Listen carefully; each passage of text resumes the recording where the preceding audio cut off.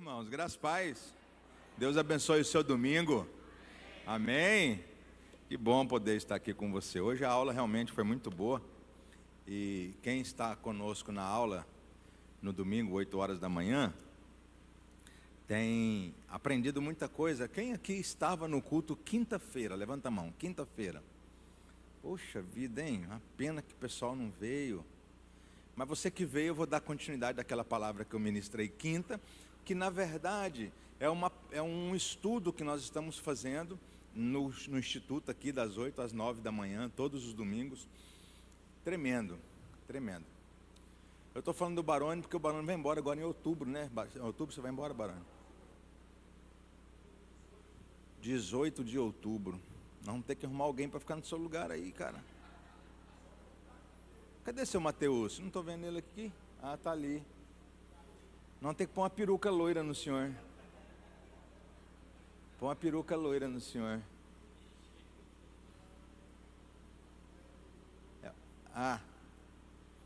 E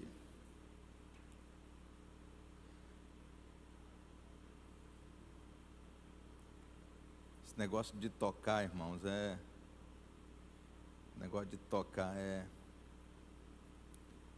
tocar, cantar, isso aí não é para mim não. Paulinho, eu vou começar a partir da a partir da terceira, na quarta página, tá? Eu vou começar lá em Davi diante do gigante. Sabe, irmãos, nós temos estudado algumas coisas na Bíblia. A palavra do Senhor diz em João 3,16: porque Deus amou o mundo de tal maneira que deu o seu Filho unigênito, para que todo aquele que nele crer não pereça, mas tenha vida eterna. O propósito de Jesus, quando ele veio à terra, foi de fato livrar o homem da morte eterna. A Bíblia diz que Jesus veio, nasceu, encarnou, nasceu, cresceu e morreu. Na sua morte, ele cumpre o princípio pelo qual ele veio executar. E a partir daí, todos aqueles que creem, porque a salvação ela é pela fé. A salvação é pela fé, diz Efésios capítulo 2, não vem de vós, é dom de Deus. E a Bíblia diz que os dons, aquilo que Deus dá, é irrevogável. Então os dons são irrevogáveis. Então é por isso que salvação é algo que não se perde, mas também não se discute. Eu estava falando na aula hoje, não dá para você ficar discutindo quem é salvo e quem não é, porque nós não conhecemos o coração de ninguém. O fato é que Jesus vem, cumpre seu propósito e vai embora. Ele cumpre o seu propósito e vai embora. Treina 12 discípulos e diz: olha, dá continuidade àquilo que eu estou fazendo. Mas de propósito não, nós não precisamos fazer mais nada depois que Jesus fez. Jesus já morreu, ele já foi recebido aos céus, e aqueles que aceitam a graça, a obra da cruz, eles de fato já têm a vida eterna. Aí Jesus diz o seguinte: olha, eu não vou estar mais com vocês, eu vou subir para o Pai, vou sentar no trono, e eu vou enviar para vocês, chegando lá, o Consolador.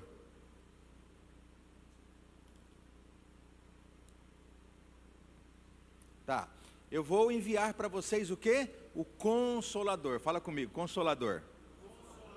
Fala, o Espírito da verdade. Isso, a Bíblia diz que agora habita em mim e em você o templo. Nós somos templo do Espírito Santo. Agora o Espírito Santo habita em nós. Presta atenção, nós somos o tabernáculo de Deus. A Bíblia diz que o Éden, o Éden era um tabernáculo, porque lá Deus se manifestava ao homem. Depois esse tabernáculo ele é aperfeiçoado, e agora Deus habita nas tendas dos patriarcas, Abraão, Isaac, Jacó. Deus se manifesta naquele lugar, Deus se manifesta.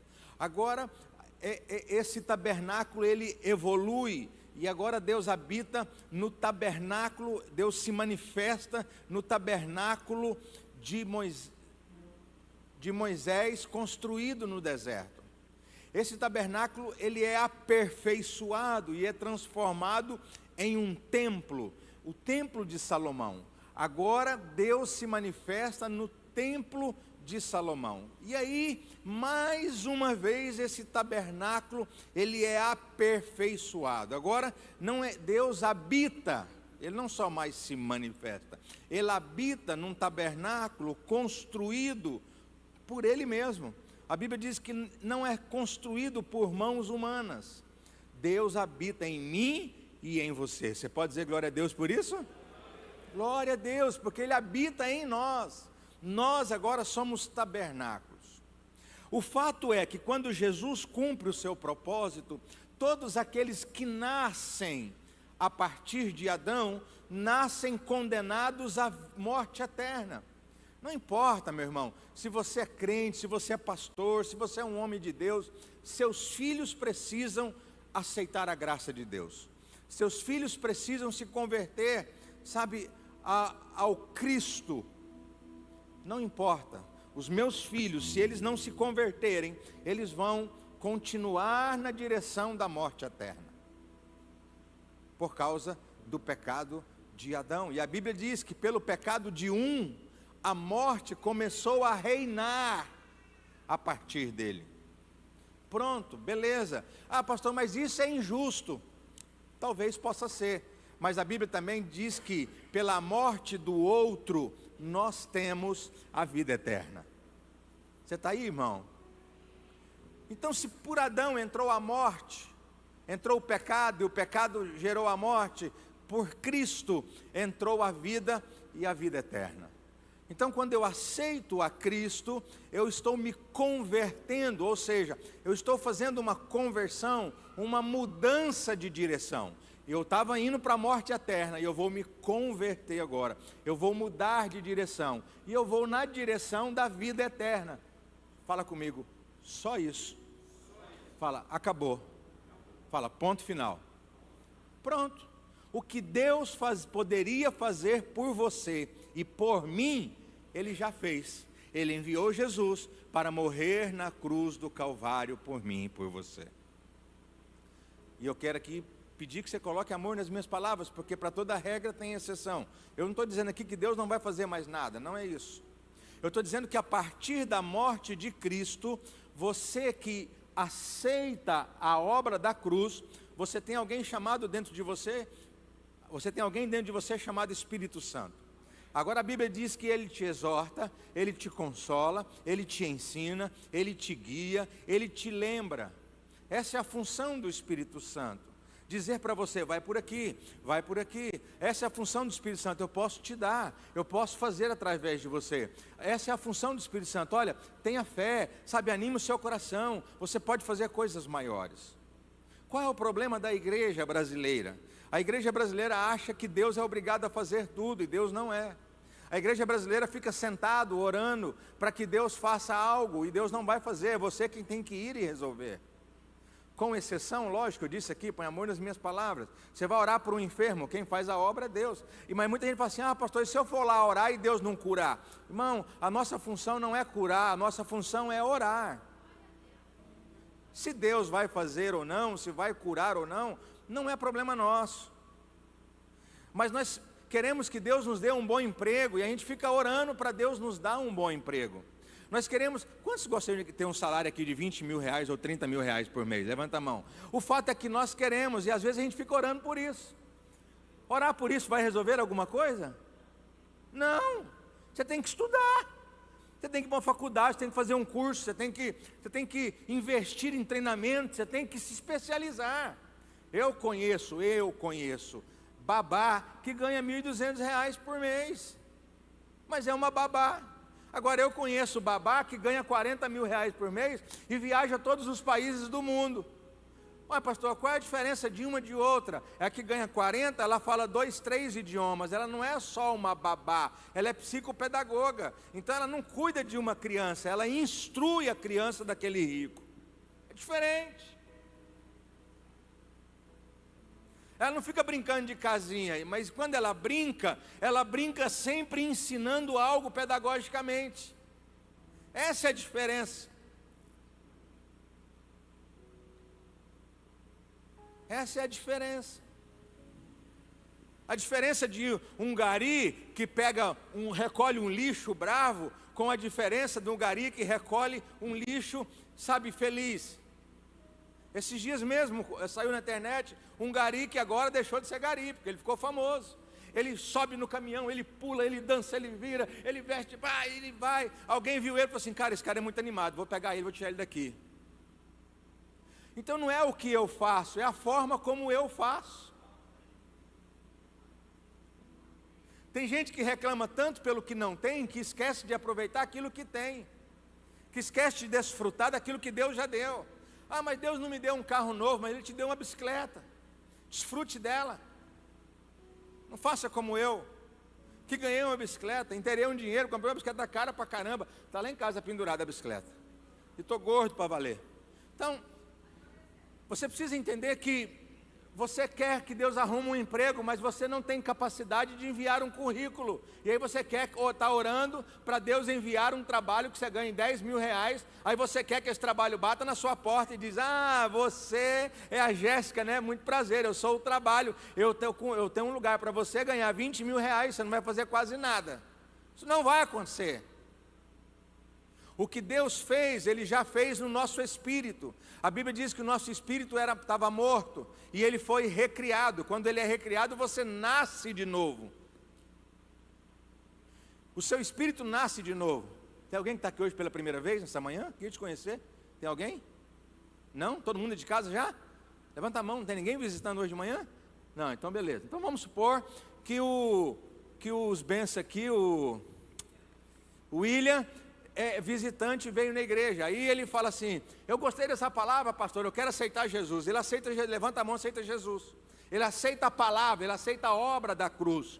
A Bíblia diz que nesse mesmo instante, se ele crer e confessar que Jesus Cristo é o Filho de Deus, o espírito dele, que estava morto, vai ser recriado, vai nascer de novo. O Deus que não habitava nele, agora vai habitar.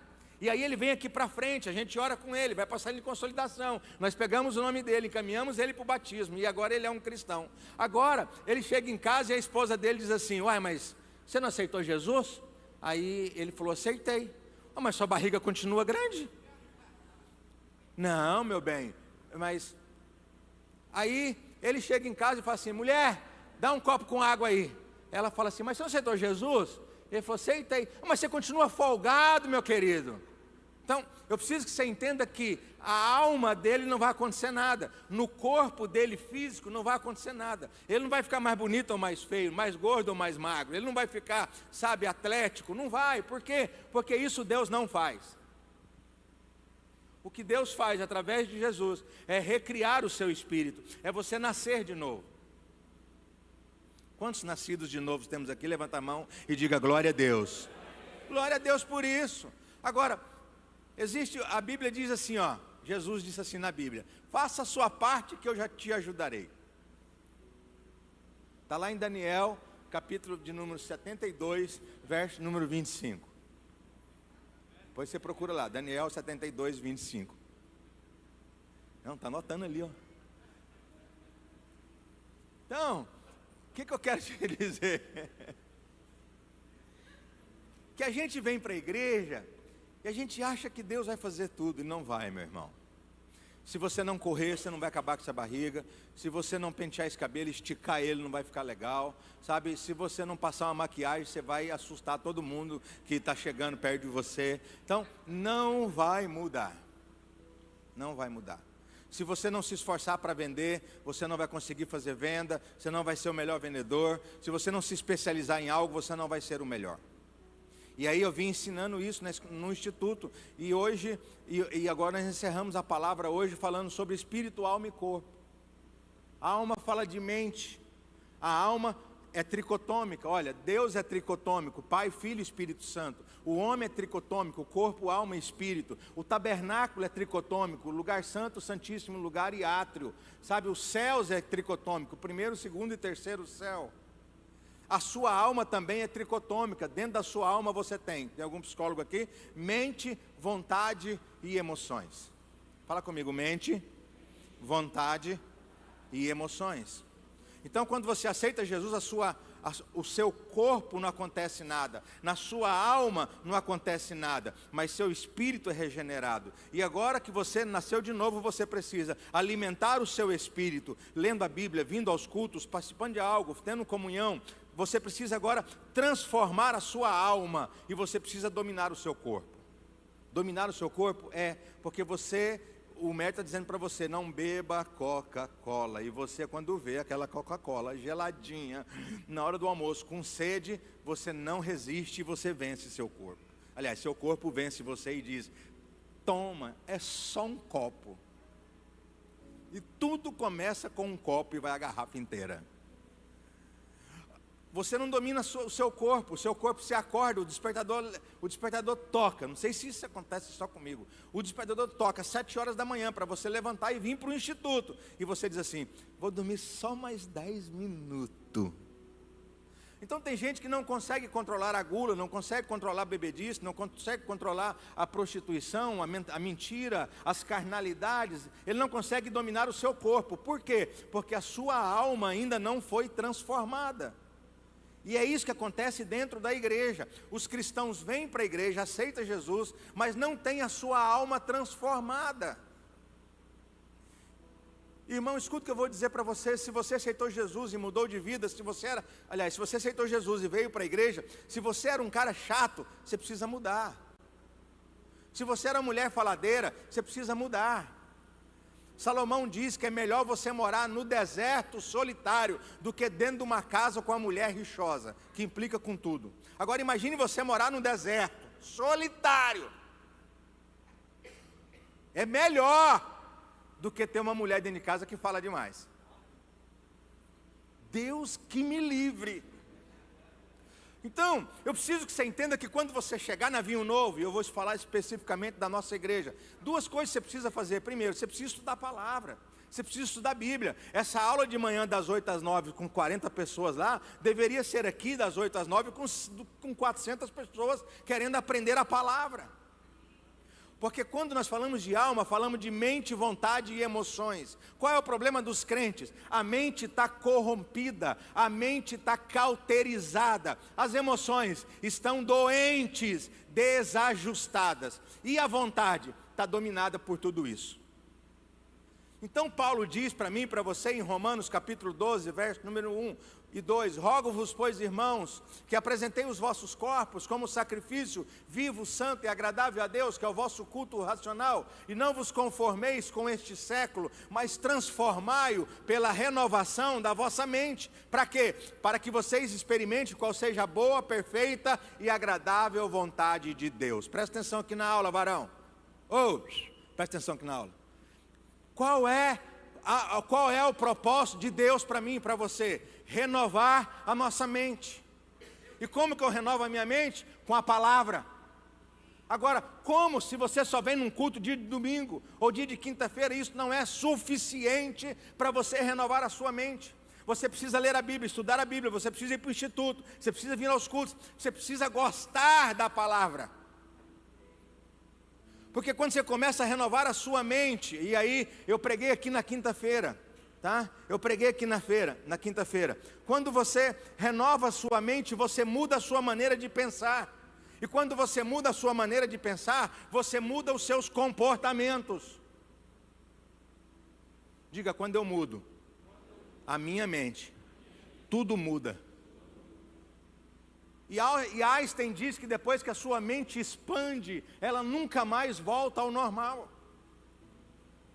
Talvez você foi numa igreja, ou você frequentava uma igreja, em que o pastor dizia para você, não ore, irmão, vai orar, Deus vai você passar na prova. E agora você chega na Vinho Novo e Deus fala para você, não adianta você orar, você tem que estudar, porque Deus não quebra princípios. Então você precisa renovar a sua mente. Lá no mundo, você estava acostumado a levar vantagem em tudo. Quando você chega na igreja, você precisa renovar a mente, porque aqui você não pode levar vantagem. Aqui a lei não é ganhar, aqui a lei é dar. Aqui Jesus ensina para você, é dando o que você recebe, é andando por último que você vai ser colocado em primeiro. E aí você sai do mundo e vem para a igreja, e aqui você quer a atenção de todo mundo, sabe por quê? Porque você tem uma alma doente, as suas emoções são doentes. Se alguém não te cumprimenta, não dá graça e paz, você fica emburrado e não volta na igreja mais. Se o pastor fica duro com você, igual chamou aqui o irmão, presta atenção, eu vou sair da igreja, porque o pastor chamou minha atenção no microfone. Nós gostamos de pecar publicamente, mas não gostamos de ser repreendidos publicamente. Nós queremos ser sempre repreendidos ou educados no privado. Por que isso?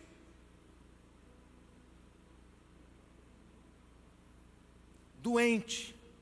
Nós aceitamos Jesus, mas continuamos doentes da alma. E é por isso que você precisa ir para o real. Real, restauração da alma.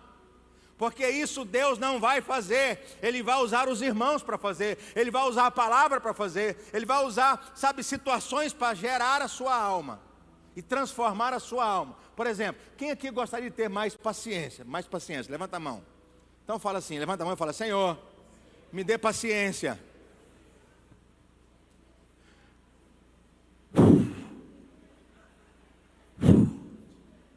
Recebe paciência. É assim? Não. Sabe o que Deus vai fazer? Vai pôr sua mulher para te encher a paciência, vai pôr o vizinho para te encher a paciência, vai pôr o cara do trampo para te encher a paciência. Para quê? Para treinar a sua paciência. E aí, se você nasceu de novo e está renovando a sua alma, você vai dizer: eu tenho fruto do Espírito, e um dos frutos do Espírito é paciência. Eu comprei um carro agora, baixinho assim do chão, ó. Baixinho, desse tamanhozinho do chão. E é tudo preto, né? E eu estou perto de escrever assim no carro: o velho da lancha. Porque eles acham que vai sair um boyzinho do carro, e saiu lá com essa barriga desse, tentando levantar, sair do carro. Mas esse carro, eu disse para Keila, esse carro está me controlando. Por quê? Porque eu não posso pular quebra-mola. Eu não posso pular quebra-mola, eu não posso sair correndo nele, eu não posso subir no meio-fio igual eu faço com os outros carros. Então eu tenho que andar assim, calma, paciência. Você vai bater o carro, vai quebrar o para-choque, vai arregaçar o escapamento. Então é assim que se trata paciência. Agora você vem na igreja e fala assim: Senhor, me dê paciência. Você fica orando para Deus te dar paciência. Não adianta você orar, meu irmão, porque isso não é oração, isso é transformação. Então, quando eu mudo a minha mente, eu mudo a minha maneira de me comportar. Quando eu mudo a minha mente, eu mudo a minha maneira de ver as coisas. Quando eu mudo a minha mente, eu mudo os meus resultados. Não adianta esse irmão chegar aqui, o professor, e dizer assim: Espírito Santo,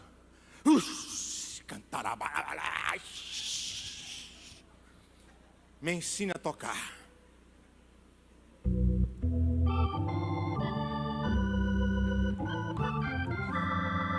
Vamos, igreja, é para Jesus.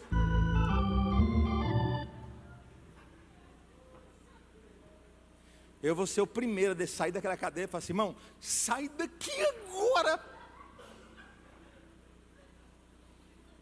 Então, quando eu mudo a minha mentalidade, eu mudo a minha forma de ver as coisas, eu mudo o meu comportamento, eu mudo tudo. E eu estabeleço uma mente de governo, que foi o que eu preguei aqui na quinta-feira. Mente de governo. O que Deus quer que eu e você tenhamos? Uma mente de governo. Fala comigo: mente de governo. Não uma mente medíocre, não uma mente que aceita tudo, não uma mente que concorde com tudo, não uma mente que fica, acostumada com tudo, não uma mente procrastinadora, não uma mente, sossegada. Não. Deus quer que eu e você tenhamos a mente de Cristo. Paulo diz lá em Romanos: nós temos a mente de Cristo.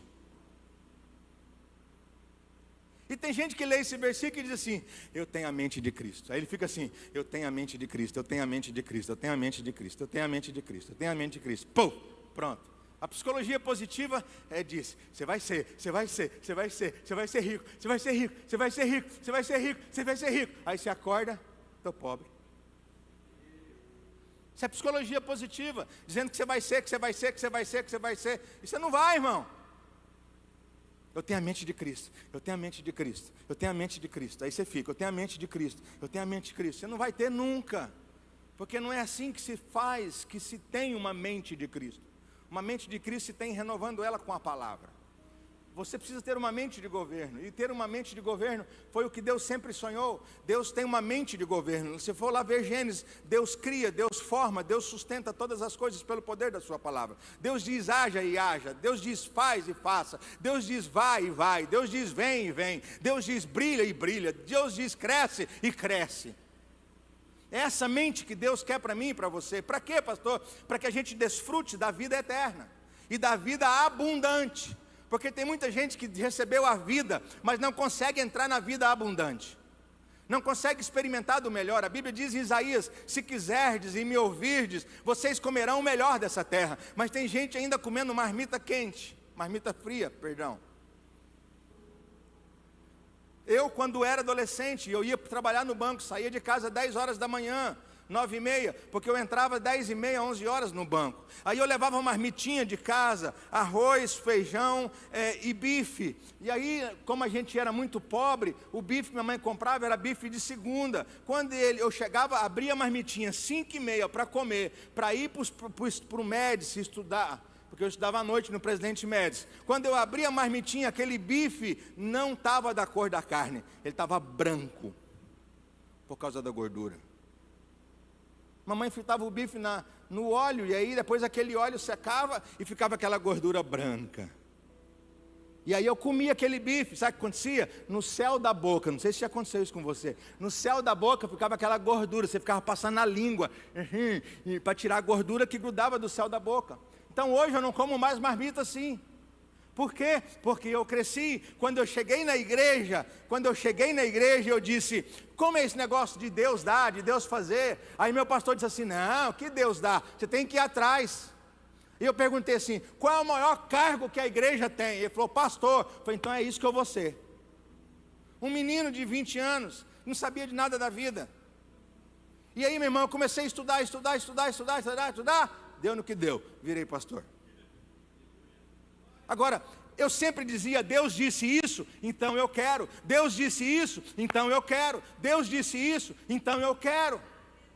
Deus fala isso, então isso é para mim. Comer o melhor da terra? Então eu vou ter que ir lá no sushi, vou ter que ir na churrascaria, vou ter que ir lá comer um camarão internacional. É esse que eu quero. Morar no melhor lugar, então é esse que eu quero. Andar no melhor carro, é esse que eu quero. Vestir a melhor roupa, é esse que eu quero. Abre-se um parênteses: nem tudo vai ser mil maravilhas. Jesus disse: olha, no mundo vocês terão aflições.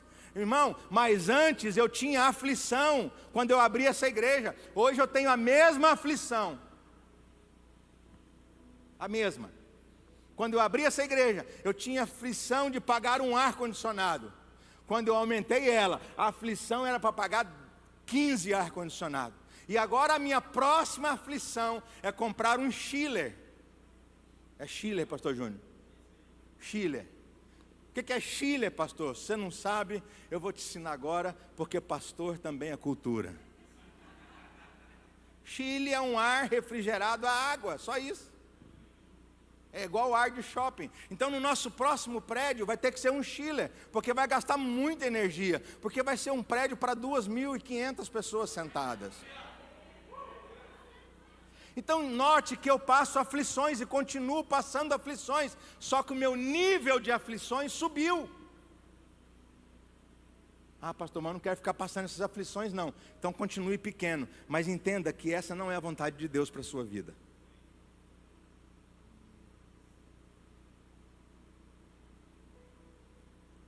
Eu profetizo, meu irmão, eu profetizo que você vai passar muita prova esse ano ainda.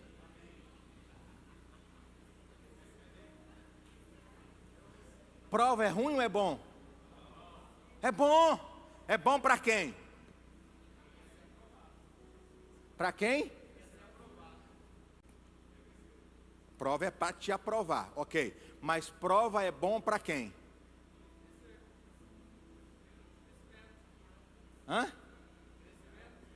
Não. Prova é bom para quem? Você está falando do resultado da prova. Prova é bom para quem?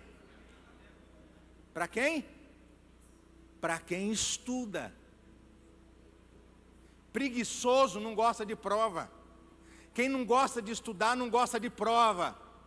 Quem não lê não gosta de prova. Agora pergunta para quem gosta de estudar. Ele não vê a hora de chegar à prova. Sabe por quê? Ele sabe o que ele vai fazer e vai passar. E aí quando ele passa, sabe o que acontece com ele? Ele sobe de nível. Não vou ficar quieto, vocês não entenderam nada. Diga assim: por isso a Bíblia diz, para eu ter alegria, quando eu passar por várias provações. Uai, é o que Paulo diz: alegra o seu coração quando você passar por várias provações. Ele não está dizendo para você ficar triste, ele não está dizendo para você ficar, ai pastor, estou numa prova. O que foi, mano? Tem 10 anos que eu estou nessa prova, estou igual o povo de Israel, 40 anos na prova e não sai do Egito, do deserto. Tem gente que está assim, entra ano e sai ano e está na mesma prova. Esse é o problema. Irmão, a minha prova era, eu preguei aqui quinta-feira, a minha prova era sair lá do Imperial 2 e vir visitar aqui no Recanto dos Pássaros de bicicleta. Hoje a minha prova é para abastecer um carro, é para pagar um IPVA, é para pagar um seguro. Passo prova? Passo. Passo aperto? Passo. E amanhã minha prova vai ser o quê? Vai ser para quê, William? Vamos ver se você me conhece. Amanhã minha prova vai, daqui a um tempo a minha prova vai ser para abastecer o quê? Fala?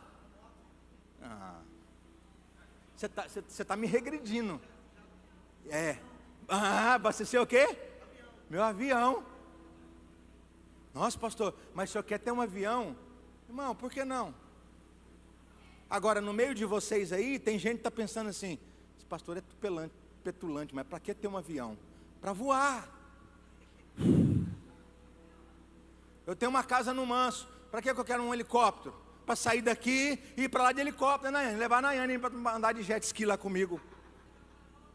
Mas esse pastor é metido, né? Quer ter um helicóptero. Quero, irmão, porque a Bíblia diz que nós desfrutaríamos do melhor dessa terra. Por que que o rico que não tem Jesus, pode ter um helicóptero, igual eu andei nesses dias com um cara aí, ele sai daqui e vai para ali de helicóptero. Ele falou para mim assim, pastor, vamos comigo ali em Coniza? Eu falei, mano, não posso, eu tenho culto amanhã, tenho que fazer um monte de coisa. Não, pastor, nós vamos no meu avião, não sei que de manhã nós vamos lá, resolve, vem embora.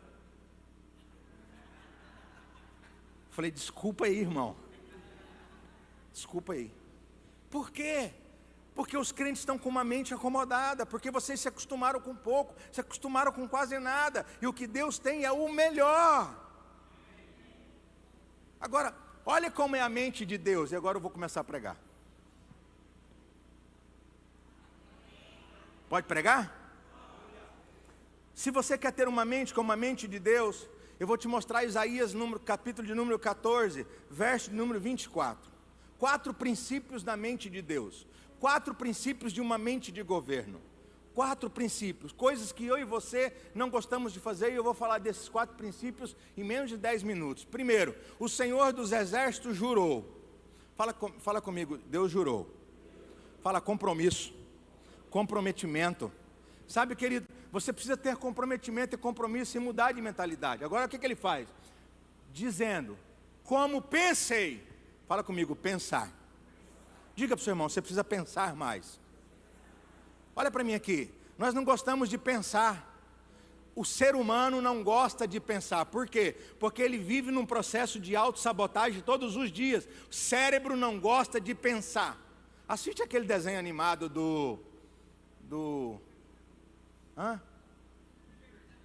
Divertidamente. Você vai ver como que funciona seu cérebro. É um desenho animado, mas aquilo é uma realidade do seu cérebro. O seu cérebro te sabota a todo momento, ele não gosta de pensar.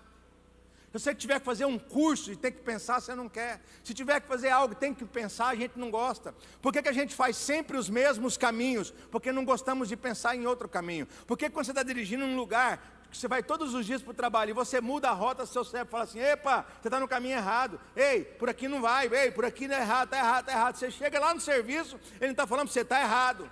Por quê? Porque ele vai ter que se esforçar em olhar novas coisas, em ver novas coisas, e ele não quer pensar. Cérebro não gosta de pensar. Você precisa começar a pensar, irmãos. Pense por que você está vivendo a vida que você está vivendo. Pense por que você ainda é a mesma pessoa. Comece a pensar e avaliar os seus resultados. Por que você não está conseguindo alcançar? Por que você não está conseguindo vencer? Qual é o seu problema da sua crise financeira? Qual é o seu problema da sua crise no seu casamento? Comece a pensar, comece a buscar respostas para isso. Pensar. Tem muita gente que nem pensa e ainda fala sem pensar. Olha aqui, puxa pastor, desculpa, falei sem pensar. Depois que você já falou, irmão, acabou. Falou, está falado. A palavra é como uma flecha lançada, não tem como trazer ela de volta. Por isso que a Bíblia diz em Isaías capítulo 55, assim será a palavra que sair da minha boca, ela não voltará para mim vazia, antes se cumprirá e prosperará naquilo que a enviei.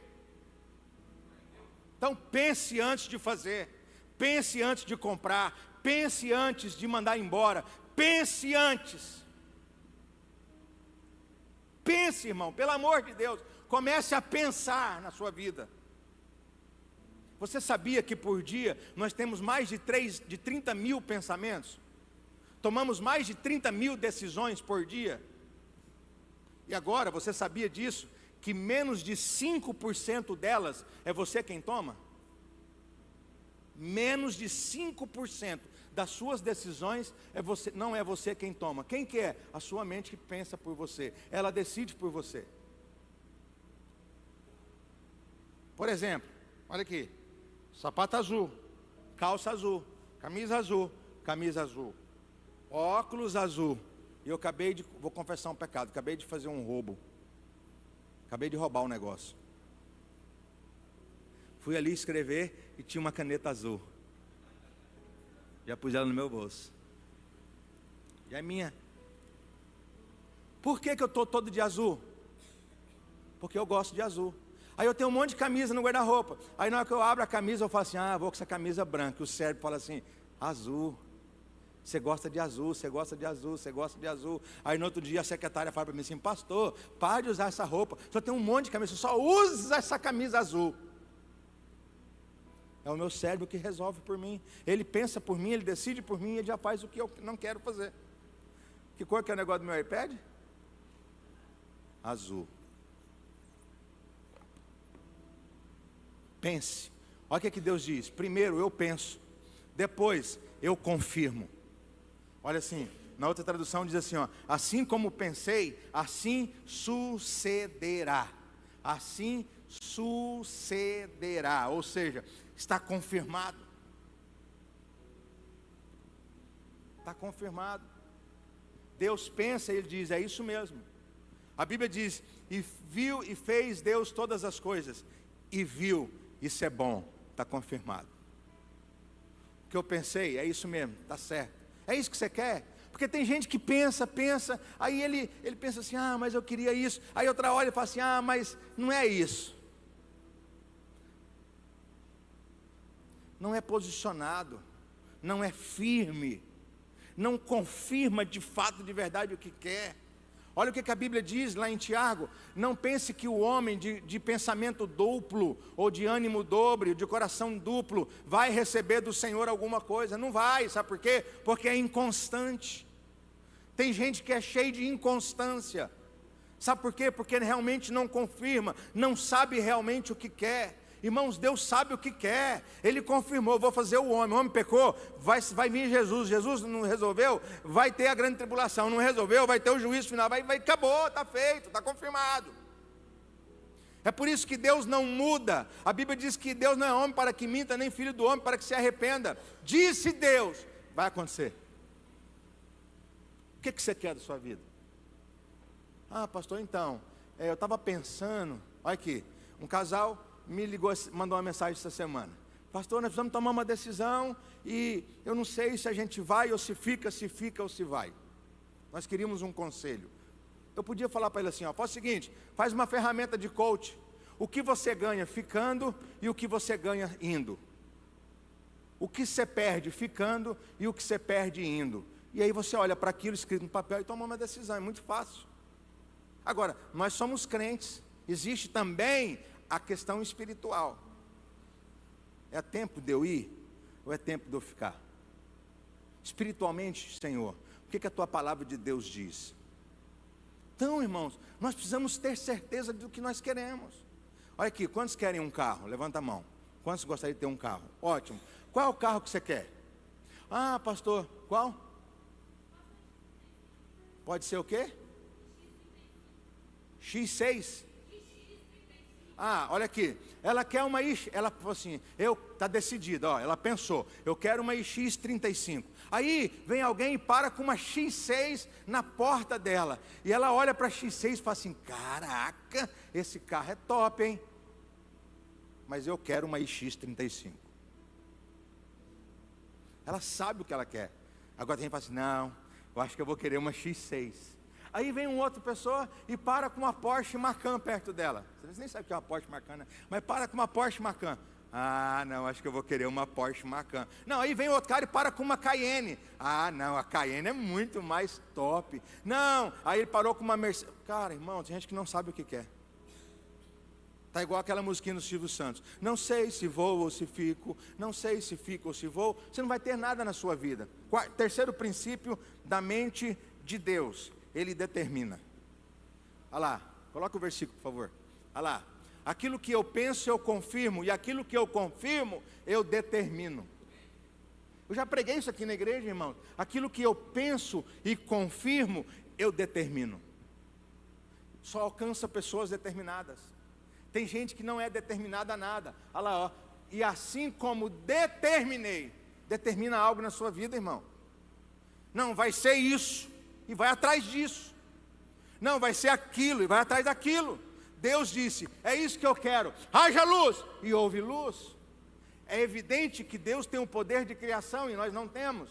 Mas Deus disse, Jesus disse, se você crê em mim, você fará aquilo que eu faço. E ainda fará outras coisas maiores.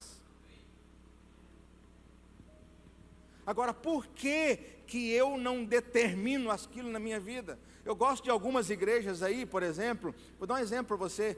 Muita gente eu não sou a favor de nada e nem de ninguém, eu sou a favor daquilo que a Bíblia diz. Mas eu já vi muitas vezes o bispo Edir Macedo disser assim, determina, irmão. E ele está certo, tem gente que não determina. Determina o que você quer, seja uma pessoa determinada, seja uma pessoa que sabe o que quer, para onde vai e o que o vai alcançar. Determinação. Tem gente que não consegue determinar nada na sua vida. Tem marido, eu vejo marido e esposas aí, às vezes eu vejo, aí o marido vai sair, a mulher fala assim, meu bem, vamos comer fora? Aí ela fala assim, vamos. Aí ele pergunta, o que você quer comer? Aí ela fala assim, qualquer coisa. Aí ele vai e leva ela para a churrascaria. Aí ele vai e leva ela para a churrascaria. Aí ele vai e leva ela para a churrascaria. Aí vai para o gabinete pastoral. Acontece algum problema lá. Pastor, lá em casa só faz tudo o que ele quer. Toda vez, pastor, que vai comer fora, ele quer comer churrasco. Claro, você não determina nada. Você não determina nada. Você não decide nada. Existe uma propaganda aí, não sei se você já viu, de um lanche e de eleição. Aí o cara falando assim, eu não vou votar, eu não sei o que, vou abster meu voto, eu vou votar em branco, vou votar em nulo e tal. Aí ele ganha um lanche. A pessoa que deu a entrevista ganha um lanche. Na hora que ela vai comer o lanche, tem lanche que está só o pão, tem lanche que está só o hambúrguer, tem lanche que tem o pão, tem um hambúrguer, mas não tem. Aí ele fala assim, não, mas esse lanche aqui não está certo. Aí ele fala assim, isso é o que você está fazendo com o seu voto. Você não vota naquilo que você deveria votar, e aí você reclama da escolha dos outros. dá para você reclamar se você não determina. Não dá para você falar de Deus se você não determina o que você quer. E por último, para nós ir embora almoçar. Estou falando rápido demais, irmão? Não. É que eu estou empolgado hoje.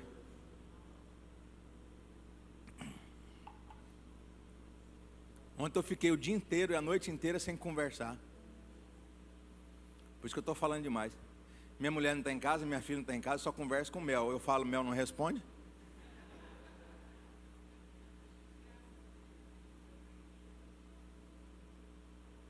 Aquilo que eu penso, eu confirmo.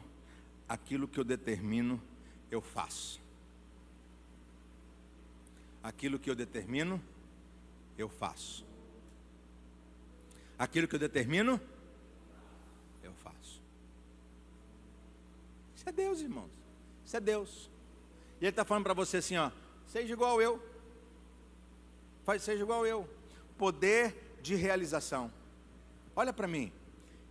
Quem não me conhece aqui, chegando na igreja agora, de 2013 para cá,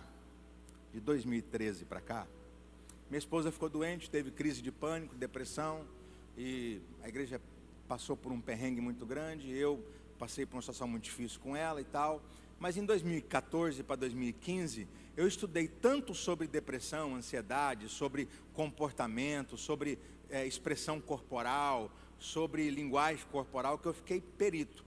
Só de olhar o seu andado eu te falo qual é o seu perfil comportamental. Pela sua fala eu te falo qual é o seu perfil comportamental. Então, nessa época, o que aconteceu? Eu passei a estudar muito e passei a viajar muito. Fiz palestra para 10 mil pessoas em São Paulo no estádio. Sabe, fiz palestra para 10 mil pessoas. Poder de realização. Eu colocava 50, 70 pessoas numa sala, pagando 5 mil reais para ter um curso de coach comigo. E eu fiz vários desse curso. Vários. Então, de 2014 a 2016, eu não só realizei muita coisa, mas como ganhei muito dinheiro. Poder de realização. Hoje, quem sou eu? Um pastor de igreja, continuo. Eu quis parar de pregar, aliás, de ministrar palestra. Eu quis parar de sair ganhando dinheiro. Quis. É uma decisão. Aí hoje, agora eu quero chegar no hoje. Uma pessoa muito famosa chegou para mim e falou assim: pastor, o seu livro, aquele livro está lá para vender, O Choro Pode Durar Uma Noite. Desse livro, eu consigo o senhor ganhar 1 milhão nesse livro. Eu falei, como que você vai fazer eu ganhar 1 milhão nesse livro? Eu vou fazer isso, o senhor só precisa fazer isso. Eu falei, mas é? Ele falou, topa? Eu falei assim, poder de realização. Poder de realização.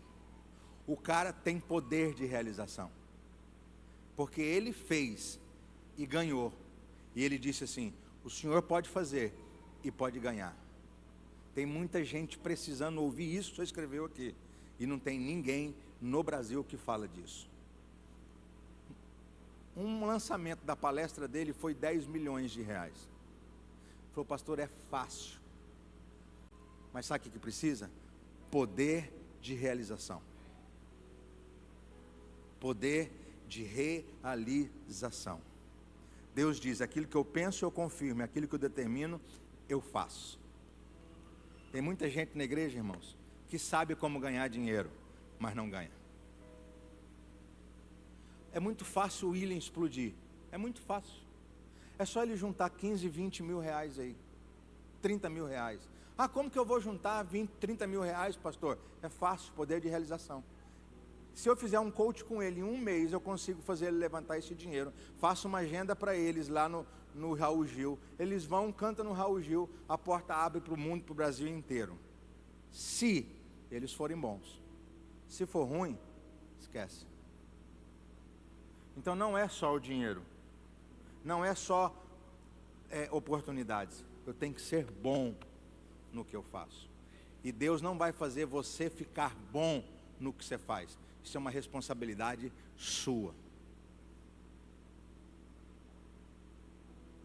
Então, se ele juntar um dinheiro, se ele fazer uma rifa, se ele gravar as músicas dele, ele ir para o Raul Gil, que lá é pago, lá ele não convida quem ele quer, é quem paga.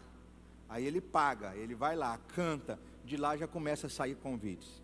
Aí dos dinheiro que ele ganha, ele vai reinvestir em mídia nas FMs, e vai pôr planejamento, poder de realização. Sabe, irmãos, eu não poderia dar uma aula para você melhor do que essa hoje. Você estava hoje no lugar certo e na hora certa. E eu estou dizendo para você, as coisas só não acontecem na sua vida porque você não quer. Porque o dia que você quiser, você vai começar a desfrutar de coisas maiores.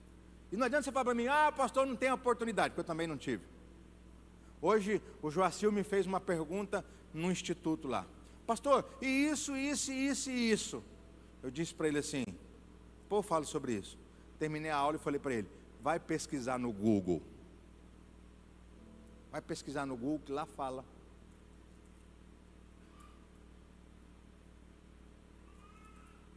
Não estou falando que é o caso dele, mas a gente tem preguiça de estudar. Vou perguntar para o pastor se é pecado ou não. Digita no Google, irmão. Você vai ver. Então diga para essa pessoa do seu lado, o culto acabou. Fala para ele assim, você só não tem o que você não quer ter. E diga para ele assim, o que você tem é resultado das suas escolhas. Diga para ele, portanto, não reclame de Deus. Vai reclamar de você mesmo. Porque a culpa é sua. Irmão, você mora onde você mora, você tem o salário que você tem, você vive onde você vive, você tem os amigos que você tem, porque foi você quem decidiu. Então não venha reclamar de Deus, nem da vinho novo. Vou para outra igreja, lá vai ser a mesma coisa. Então não é a igreja, não é o pastor, não é Deus, é você. E eu vou dizer mais. Em Cuiabá e em Mato Grosso, sinta-se privilegiado, porque você está numa igreja do mais alto nível de conhecimento, não só bíblico, mas também de vida nesse lugar. Se você praticar o que é ensinado aqui, eu te garanto, sua vida nunca mais será a mesma. Vamos ficar de pé?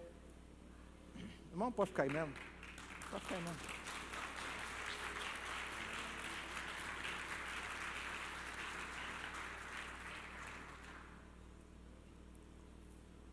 Pai, nós queremos agradecer ao Senhor nessa manhã. Obrigado pela tua palavra, obrigado pela tua unção, pela tua graça. Nós vamos comer agora, Deus, talvez a comida que nós queremos comer. Ou talvez a comida que o nosso dinheiro dê para pagar. Agora, irmão, Deus, nós não podemos ficar chateados porque poderíamos comer camarão e vamos comer arroz com feijão. A culpa não é do Senhor. A culpa é minha porque eu não trabalhei, porque eu não me esforcei, porque eu não fui atrás de informações suficientes para ter aquilo que eu gostaria de ter. Pai, eu quero nessa manhã declarar que essa palavra possa gerar vida, possa gerar mudança de vida e fé no coração dos teus filhos. Em nome de Jesus, eu quero orar e abençoar a semana deles, o mês deles, abençoar, ó Deus, e declarar que novas conexões, novos relacionamentos possam vir sobre a vida deles. É o que eu declaro, em o nome do Pai, do Filho e do Espírito Santo. Se você recebe, diga amém. Essa semana, entra no YouTube da igreja, pega essa palavra que eu preguei aqui, assiste ela de novo, anota, pratique.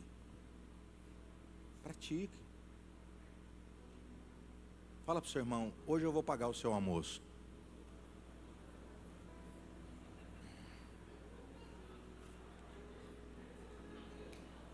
Se você quer oração, o irmão Mateus, a irmã Marlene, a Sade, nós vamos orar por você. Você pode acabar o culto e vir aqui, está o Pelé lá atrás. Põe a mão no seu coração, que o Senhor te abençoe e te guarde, que Que o Senhor faça resplandecer o seu rosto sobre ti e te dê a paz. Que o amor de Deus Pai, a graça do Senhor Jesus, a comunhão e a consolação do Espírito Santo seja com você hoje e sempre. Se você recebe, diga amém. Deus te abençoe. Tenha uma semana abençoada. Vai na paz do Senhor Jesus Cristo.